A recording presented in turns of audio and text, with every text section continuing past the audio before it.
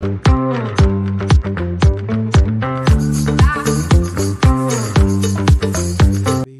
2, 1. Olá, meninos! Mais um podcast Conexão Jovem com vocês. E hoje a gente está aqui para falar desse cenário lindo que a gente montou, dessa data tão forte no Brasil que é o nosso Carnaval. Eu estou aqui hoje com uma pessoa especial, que é a Fernanda, nossa aprendiz aqui da FET, nos indicou, que é a professora Yara. Vou deixar a senhora se apresentar um pouquinho, professora, falar qual que é o seu trabalho e seja muito bem-vinda ao podcast Conexão Jovem. Olá, pessoal, é um prazer imenso, né? E como dizer não para Nanda? Não tem como. Como dizer não para Fed? Também não tem, né? E agora eu tenho mais uma amiga, não é a professora? Com certeza. Então, pessoal, a minha linha dentro da educação, é ligada à sociologia e à filosofia. Então, é claro que a gente põe um pezinho ali na antropologia e outros esquemas. E me convidaram para falar de uma maneira assim, bem fresca, bem suave, do que seria o carnaval aqui na Sírio. E também eu penso que dá para sentir um pouquinho que eu não sou daqui, de Minas, e sou carioquinha. Então, apesar da minha dicção estar um pouquinho atrapalhada, né, por uma questão de alguns ferrinhos na minha boca que são terríveis, mas dá pra gente sentir. Vamos ver o que a gente consegue fazer de legal, de leve, de bonito aqui pro pessoal da FET. Vamos lá. Vamos lá, Fê. Não, eu acho muito interessante, né? Que a senhora não é daqui.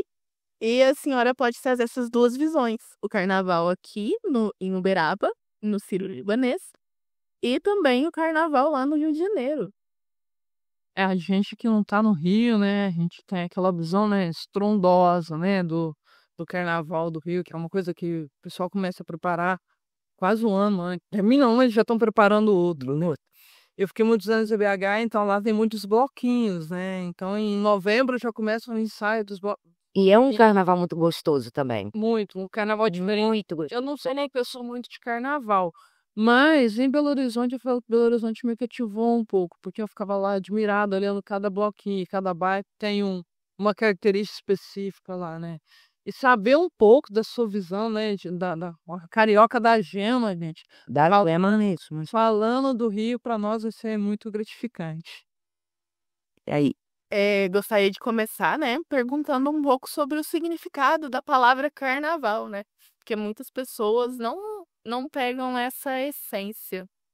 Pois é, gente, eu estava até falando, né, antes de nós começarmos, né, que nós não vamos fazer disso aqui uma aula, né? Eu penso que a ideia não é essa, e penso que a ideia também é vender um pouquinho da parte gostosa do que é o carnaval, né? Porque carnaval é uma representatividade nossa e que se tornou nossa, né? Com o passar, porque ela não é uma criação do brasileiro, gente, não é.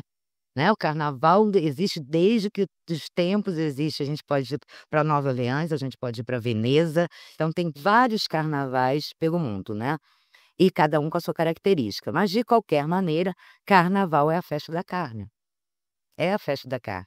Para alguns, né, seria quando o diabo tem a porta aberta para poder fazer aquilo que quiser, né. Eu não veria bem disso não, porque o que ocorre? Eu acho que a gente faz o que quer, a hora que quer e como quer. Então não seria o motivo de uma festa dessa, não precisa uma data específica, né. Então por que não ver a beleza disso? Inclusive nós estávamos falando lá fora, antes de sentarmos aqui, a respeito das escolas de samba.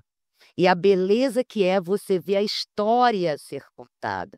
Um enredo é uma coisa maravilhosa, de um peso histórico, geográfico, antropológico, enfim, maravilhoso. E que você vê ali, e isso com alegorias belíssimas, então você aprende. Eu me lembro que certa vez, inclusive no Rio de Janeiro, com pessoas até, gente, desculpa, eu sou bem antiga, eu ainda sou da época do Mobral. E aí aquelas pessoas que tinham pouca cultura, o ensinamento que foi através das músicas de escolas de samba, porque o enredo conta a história. E você, por muitas vezes também, eu não sei se isso já aconteceu com vocês, ou acontece com você aí, aluna, se você gosta e assiste ou lê a letra de um samba-enredo, você aprende. Nossa, peraí, eu não sabia isso aqui sobre o zumbi. eu não sabia isso aqui sobre os indígenas. E isso vai passar. Isso é muito rico, né, professora? Não, primeiro a senhora trouxe uma informação que eu descobri recentemente quando a gente resolveu fazer um podcast sobre carnaval. Primeiro que eu achava que o carnaval era uma festa brasileira. E descobri que não era. E quando a senhora fala, eu falo, gente, porque eu acho que eu não devo ser a única no mundo a pensar isso, né? Sim. Porque é muito forte, né? Eu não sei se a senhora já teve dentro de um desfile lá no Sim, Rio. com certeza. Fala pra gente qual que é, porque eu imagino que é uma emoção grande, né? Veja bem, eu nunca desfilei, mas eu assistia. E já fiquei nas coxias. Gente, não tem jeito. Quando vem aquele primeiro, Aquele. isso já vai subindo em você. O teu sangue vai subindo.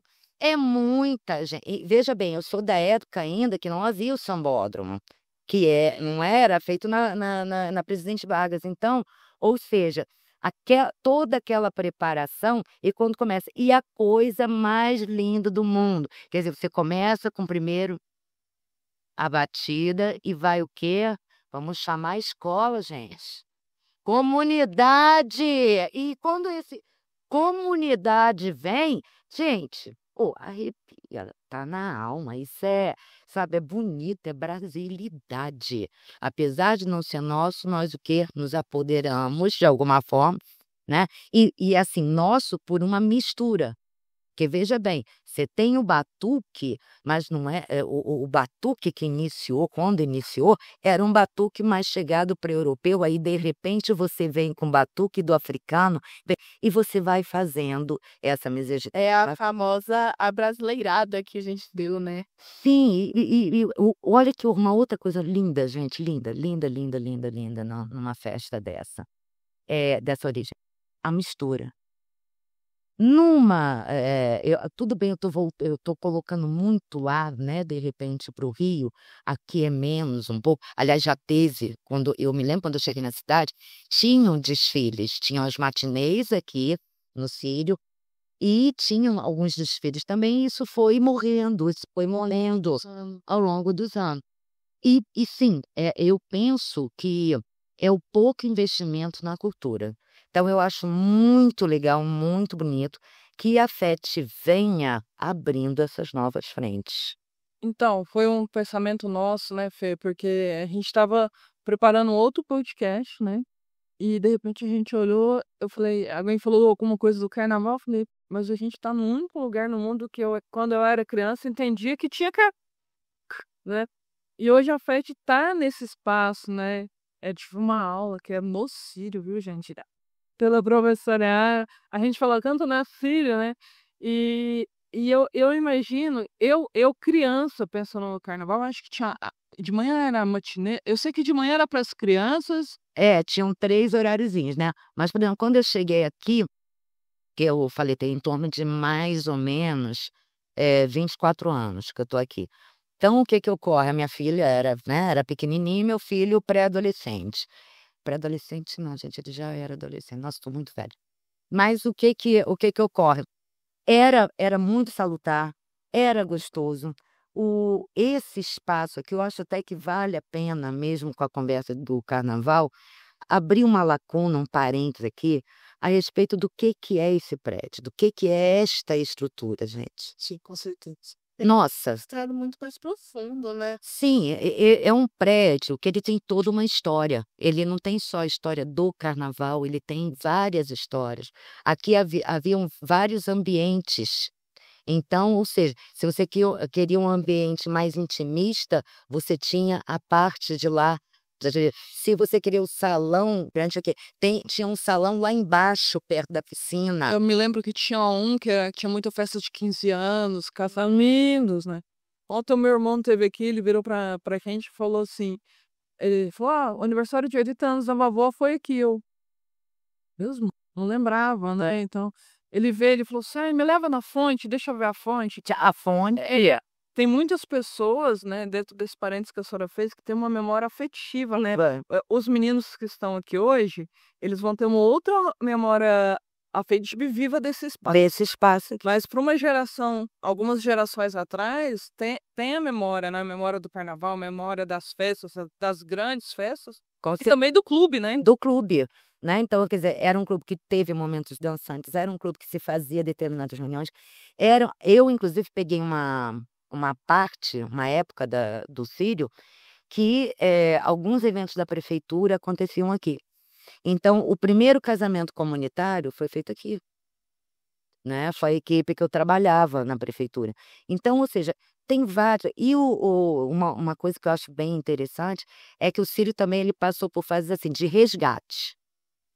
Como como sempre não, houve esse período, e eu penso mais ou menos desses 20 e poucos anos que eu estou por aqui, as turbulências em que ele não conseguia se manter, né, o clube não e aí a prefeitura sempre tentava fazer algum tipo de intervenção.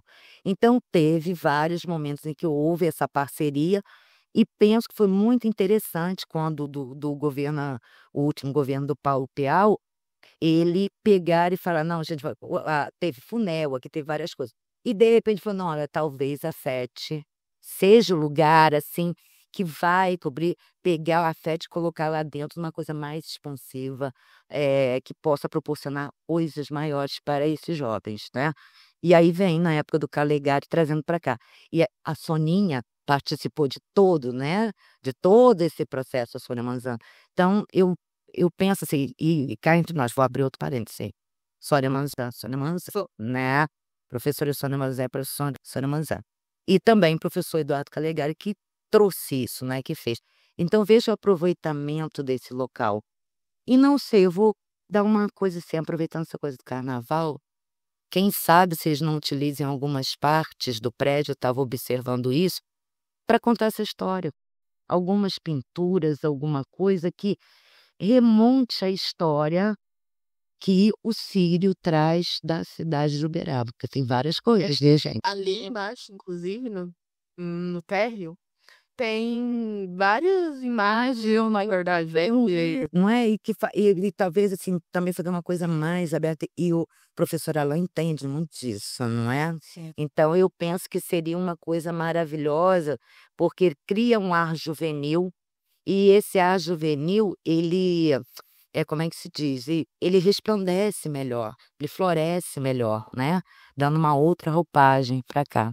Hoje a gente percebe assim, né, andando pela FET, né, o cuidado, o zelo, não é porque a gente a Fê, né, estuda aqui, eu trabalho aqui, não é por isso que eu estou falando, mas ontem alguém me perguntou assim: "Nossa, mas como é que vocês conseguem cuidar dessa estrutura toda e tá tudo bem cuidado?" As pessoas passavam ali pelo jardim, falavam: "Gente, o jardim não tem um mato, né, não tem".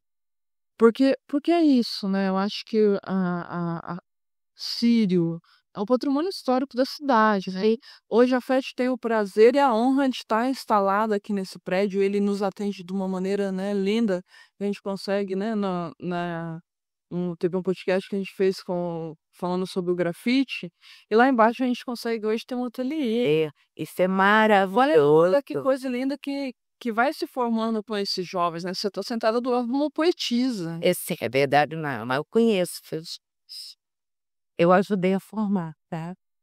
E o quanto isso é rico, né, quem formou tá aqui hoje sendo entrevistado por ela, é a carioca da gema do Carnaval do Rio.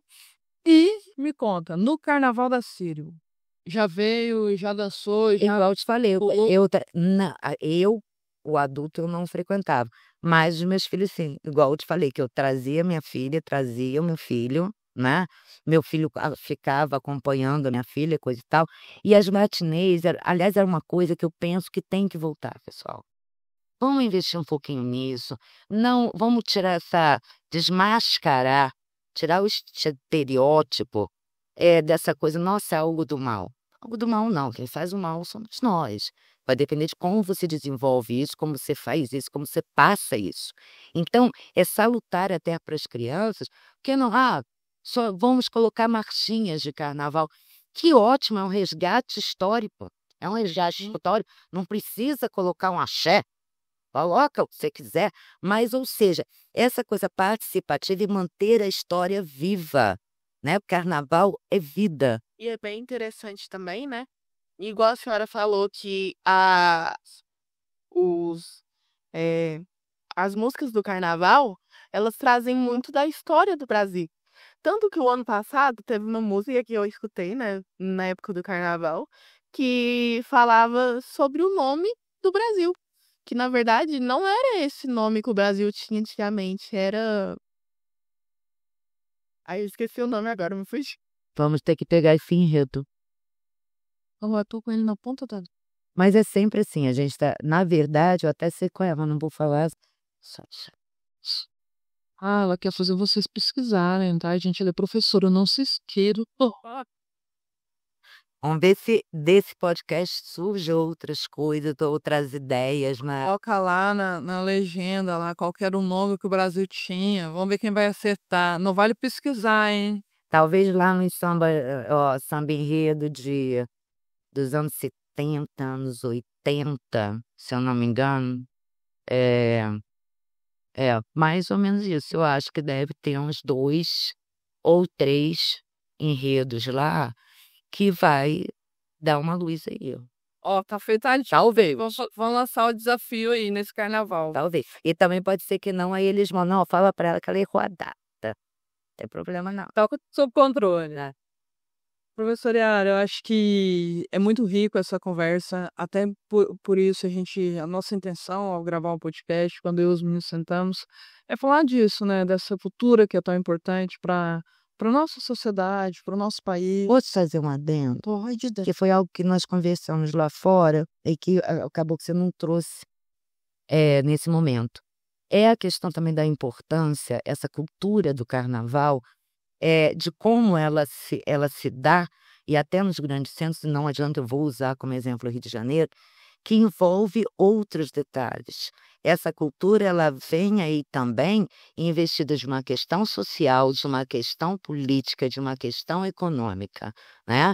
Quando, por exemplo, você consegue, e a miscigenação que eu falei, que você consegue misturar o pobre, o rico, o remediado, quem desce o morro, quem não sobe o morro, quem mora, né? todo mundo no mesmo Tá lugar. todo mundo no mesmo lugar. E lembrar o quê? Que quando o pessoal tem toda essa questão socioeconômica lá nos áureos tempos, e que o pessoal sobe o morro, é a partir de uma dessas culturas, que é o carnaval, que esse mesmo povo desce e mostra a tua arte. Uma expressão cultural que consegue sair e fazer história, né? E que acaba se misturando. Aí, a exemplo lá em bolinhas para trás, gente, tudo bem respeitando o estilo, mas que não deixa de ser, de alguma forma, uma representatividade em uma das facetas do carnaval, a querida Chiquinha Gonzaga, certo? Que faz, né, em determinado momento, ela faz essa ligação, ela faz. Então, quer dizer, você pega uma mulher de uma outra classe social que se mistura com o povão, tudo por causa do quê, gente? É um som que te leva, é muito bom, né? Gente, acho que carnaval é isso. Carnaval é alegria, carnaval é festa, carnaval é reflexão. Afinal, quem nunca acompanhou a pontuação das escolas de samba pela televisão, seja de São Paulo, seja do Rio? Isso, nota. Isso. Quem nunca ficou, quem não tem, mesmo não sendo carioca ou paulista, não tem as suas escolas de preferência, né? Que a gente acaba tendo. E eu gosto Blocos, né? os blocos, né? Eu volto a falar, gente, quem for a BH, os bloquinhos são a coisa mais linda que tem. É você ver os bloquinhos do carnaval. E que o Uberaba ele possa também resgatar isso. Posso resgatar isso. Porque eu acho que hoje a conversa no geral aqui com os nossos entrevistados está sendo muito resgate da cultura, né? Sim. Dentro da cidade, eu acho que isso é muito importante. Essa é uma temática muito legal. Nossa, é extremamente importante. É uma coisa que tem que ser trazida de volta, sabe? Essa parte da cultura. Porque as pessoas estão deixando tão de lado isso que eles estão esquecendo o que é o Brasil em si. Eles veem só o que as pessoas veem de fora, que é só o que é retratado lá fora. Porque quem lá dentro tem que ver o quão bonito o Brasil é e o quão rico em cultura. Lindo que você falou, Fê, eu acho que hoje a gente vive muito no automático, né? Sim. Então a gente não consegue admirar nada. É tão no automático, um exemplo bobo, gente. Eu devia na sala do meu colega aqui outro dia, eu falei assim, cadê o armário que tava aqui? Ela falou, sentada ali tem 2 semanas. Falei, Cara, eu entro todo dia na sala dela. Eu tô tão automático que eu demorei 2 semanas pra perceber que o armário tinha saído de um lugar pro outro, né? E aí fica essa reflexão que a Fernanda trouxe aqui com muita sabedoria até, para que a gente possa mesmo pensar sobre. E para finalizar, queria que a senhora deixasse uma mensagem para os jovens que estão nos assistindo, os nossos aprendizes, os que não são, mas que serão os nossos aprendizes, né? E, e já de antemão agradecendo a sua presença aqui. Eu te agradeço, gente. Super prazer. Espero que tenha contribuído com alguma coisa, né?